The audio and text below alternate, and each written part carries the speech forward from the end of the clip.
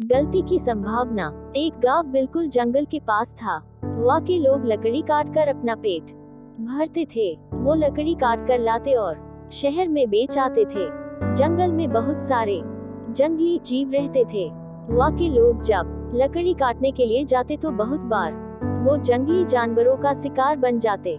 इन सब से बचने के लिए उन्होंने पेड़ पर चढ़ना सीखा। वो हर रोज पेड़ पर चढ़ने की कोशिश ट्राई करते। कभी चढ़ने में कभी सफल हो जाते तो कभी गिर जाते।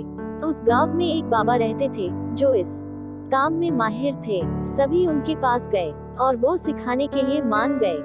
अब बाबा उनको हर रोज पेड़ पर चढ़ना सिखाते। एक दिन ऐसा आया जब सभी युवा पेड़ पर चढ़ना सीख गए। आखिर में उनके अभ्यास का आखिरी दिन आ गया। बाबा ने बोला, चलो आज मैं तुम सबकी परीक्षा लेता हूँ। सभी परीक्षा देने के लिए मान गए। अब पहला युवक आया और पेड़ पर जल्दी जल्दी से चढ़ा। वो आधा नीचे आ गया। तभी बाबा बोले, बेटा संभल के नीचे आना। इसी तरह दूसरा युवक जल्दी जल्दी ऊपर चढ़ा और जब बिल्कुल नीचे आ ही गया तो गुरुजी बोले, बेटा संभल कर। फिर तीसरा युवक चढ़ा तो जब वो भी नीचे आने ही लगा तो बाबा बोले, संभल कर बेटा। इसी तरह बाबा ने सबको कहा। सभी हैरान थे कि जब ऊपर जा रहे होते तब बाबा को ये बात बोलनी चाहिए थी, परंतु जब हम नीचे आने ही वाले होते तो क्यों बोलते। बाबा जी किसी की पूछने की हिम्मत नहीं थी। तभी एक युवा बोले, बाबा आपकी एक बात समझ नहीं आई। बाबा ने पूछा, क्या बेटा।